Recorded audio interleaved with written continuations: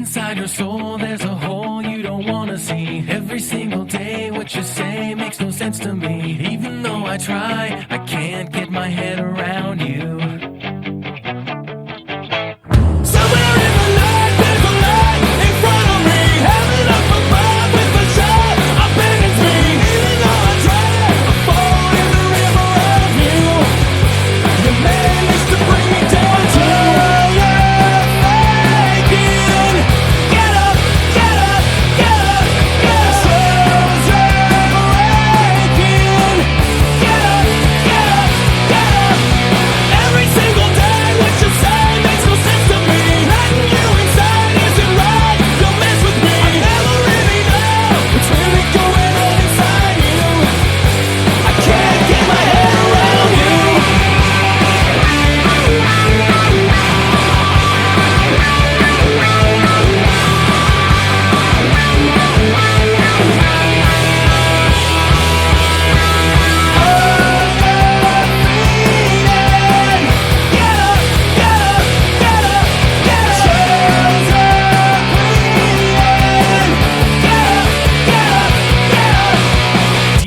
your soul, there's a hole you don't wanna see. Covering it up like a cut with the likes of me. No, I've really tried, I can't do any more about you.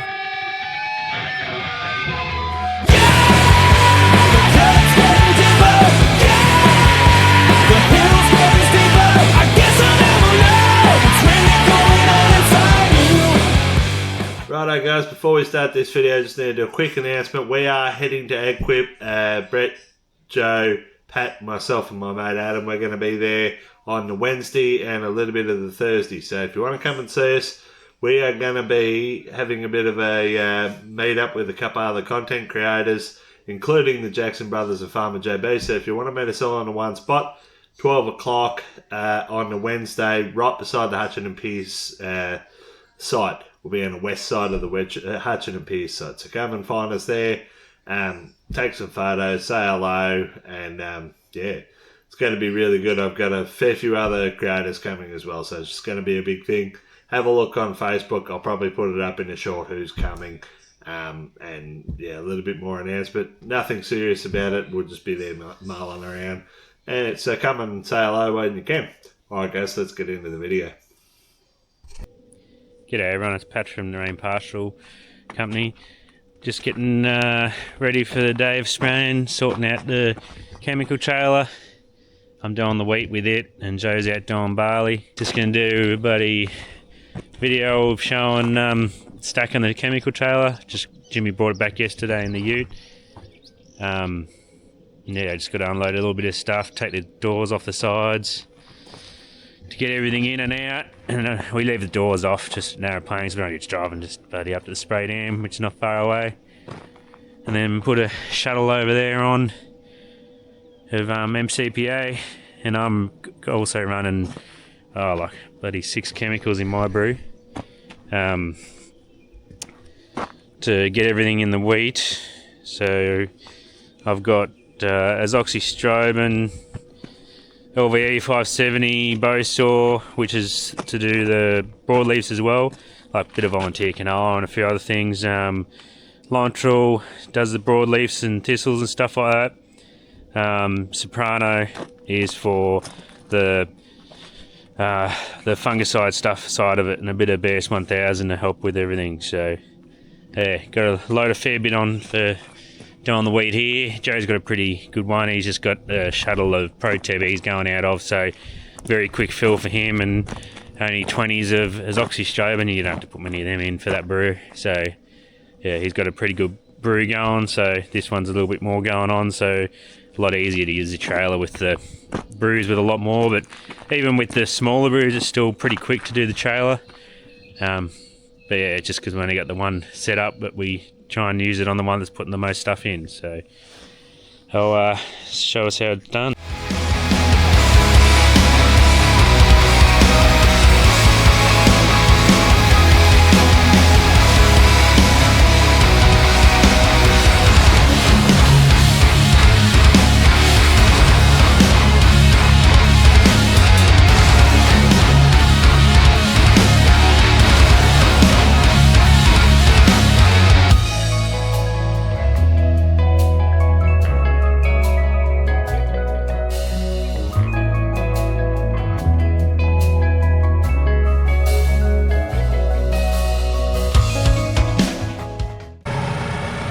ended up alright. That's Joe's chemical oil there he's using.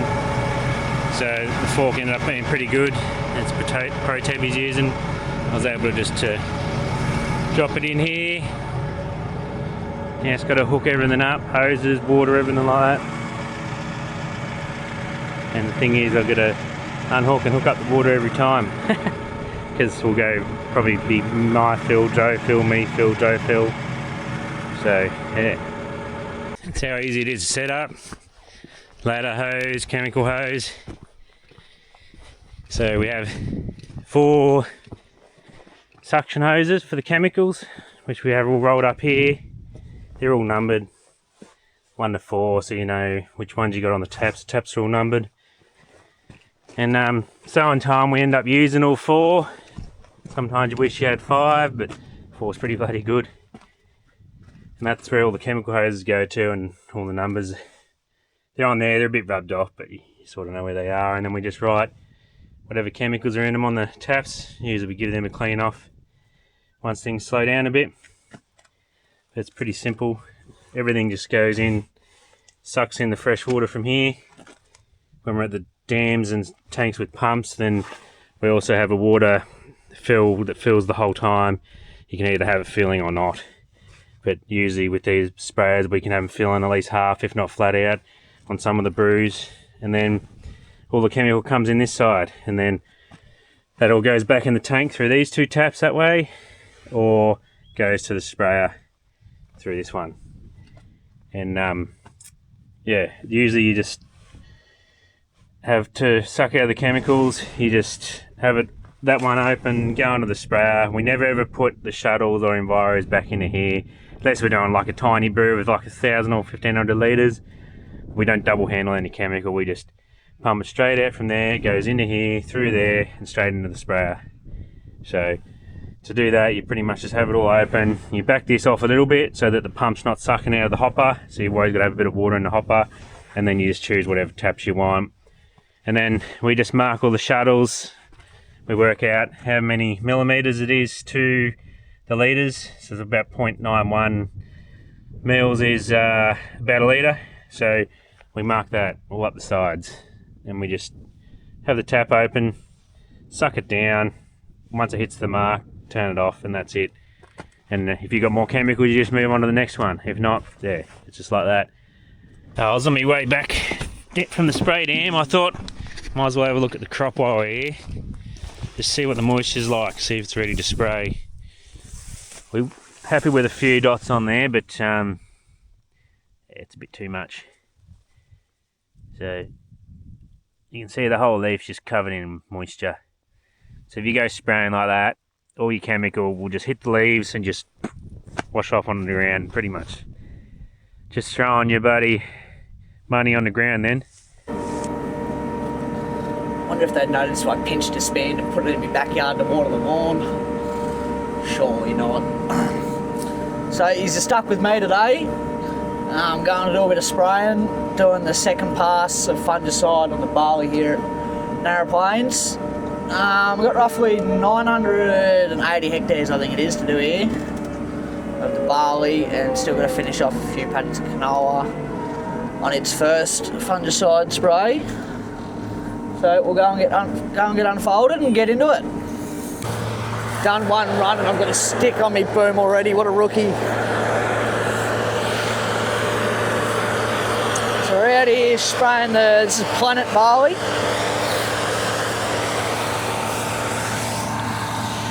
Not looking too flash at the moment. That's why we're here. Hopefully try and help it a little bit. So we've got plenty going on. Andy's sneaking around here somewhere doing the fence line spraying, I think, so got plenty of sprayers going. Oh, what does Andy want?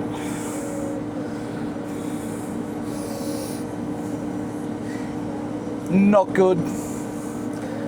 Hit him with that. I'll say this is probably the easiest bit of spraying you'll ever do in your life. Nice easy mixes. Going anywhere from 25 to 30 Ks. Nice big paddocks, not many trees. Ooh, that's a bit fast. 80 litres, so we're getting 80 hectares to a load, which is good. Not a whole lot of filling. It's a bit of a pain in the bum in the morning though, because they're having such heavy dews and frosts. Sort of not really getting going until about 11, 12 o'clock, and then yeah, sort of knocking off at 5:30 once there's no wind. So just got to try and get done what you can while you can. The best thing about doing these loads is you don't have to go around trees, right around them. You just swing past them, which you wouldn't think it takes up that much time, but it does. Definitely cuts your time to get the load out a lot, which is good. So I've been having a lot of trouble with my poppet inside this NCV. Keeps getting stuck. It's got a little poppet in it that goes in and out, so it makes it go. So we're going to replace it because it is giving me the shits. Got all my taps turned off.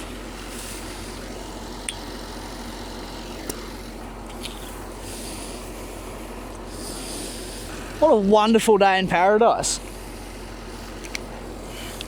It's good once that fog racks off. That's what the poppet looks like. It's got a little spring on it. So we'll just place this one over here. Pick that up later. Screw him back on. Remember to turn our taps back on, because I do that every time. Get in the sprayer and no chemical comes out the right hand side of my boom.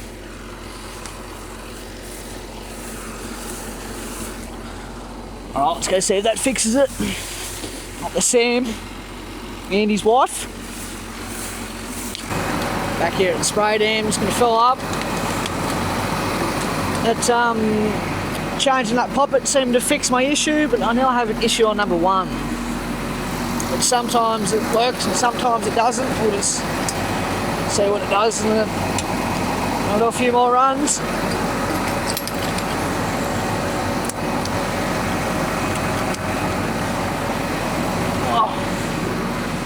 New chemicals, only using 4 chemicals, which makes for a pretty easy load.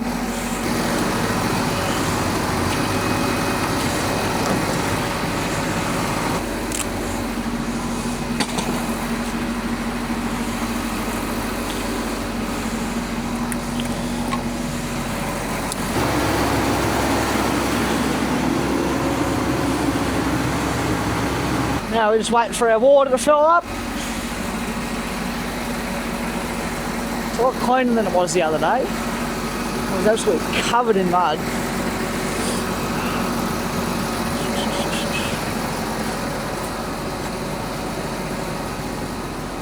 How much have we got on? 5,500 litres. Come on.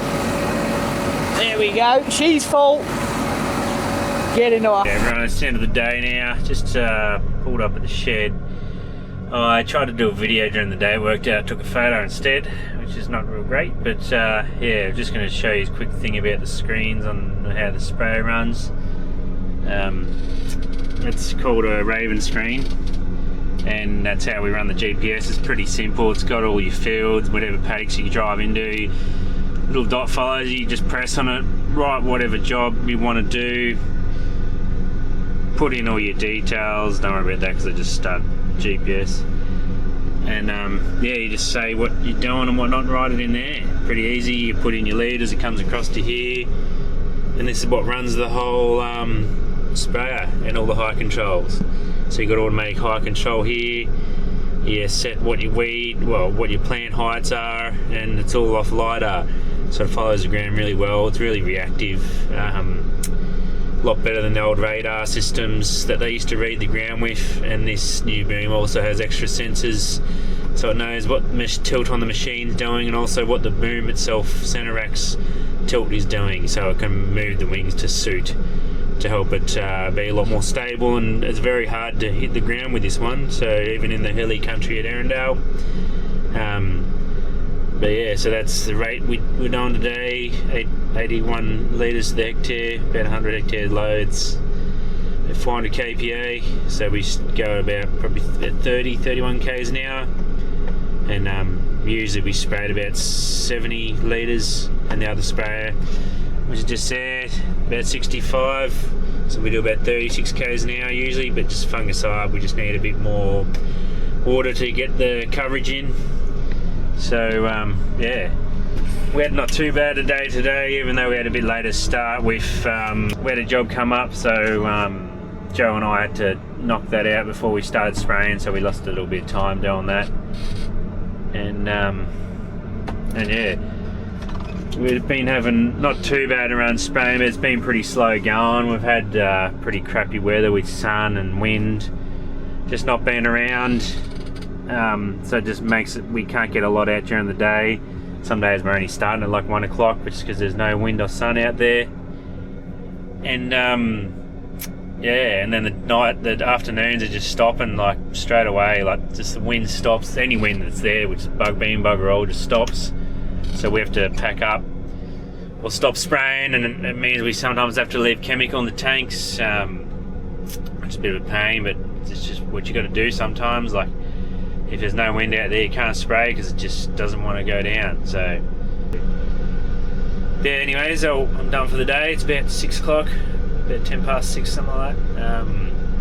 Yeah, I'll knock off and chat to you all another time. Well, we're back in the buggy, ladies and gentlemen. I got it back. Look, I've got speed and RPM too. So, in the end, I thought it was most definitely best for me. Oh, look, the council's great. Put some gravel on the road, that's nothing. I decided it was best to take this buggy to someone who knew better than what I did. I took it over to Gav's Bikes. Gav and his younger fella, Blake, they sorted it out for me. Massive thank you to those guys. So what was wrong with it in the end, there was a wire that went up to the coil, had been run through, and it was almost to the point where it got through. So it was probably the last thing that I didn't actually have a look at on the bike. It was just a never-ending roller coaster. I thought if I can't figure this out in another day, it would be worth me bothering to do it. So I just took it to them. They figured it out, sorted it out real quick, and had fixed the dash for me as well. So massive thanks to Gav and Blake from Gav's Bikes in Berrigan. If you need anything done on your bike or your Can-Am and you need a quick, go and see him because he's a wizard, but most people already know that in this district anyway. But anyway, well, it hasn't been a great afternoon for spraying, but to be honest with you, I just needed to keep moving on the job. So I've been doing half paddocks and whatever. The wind's been beating me. I've been chucking out half paddocks and that sort of stuff. I've got a whole bunch of clean-up to do, but I got a load of spray out, so we're further ahead than where we were. A couple of bloody real steel days and just give me a big boost up to get across a couple of these other satellite blocks. Blocks like Fontaine and Urunga, they don't actually take that much fence-size spray because there's not enough fence in it. So I've nearly got the main block here done, probably got another 1 or 2 tank blades here, and then we'll be on down there. I'm probably going to road their fence that needs at the base. So anyway, I thought I'd just give a shout out to those guys for helping me out and getting this bike sorted while I could. Anyway guys, if you liked the video, make sure you hit like, subscribe, comment, hype, or don't again, whatever you want to do, just do it. And we will see you all next time. Don't forget, find us at Ag on the Wednesday, don't start 12 o'clock to find us there, say hello, and yeah, we'll see you all there. Alright guys, cheers.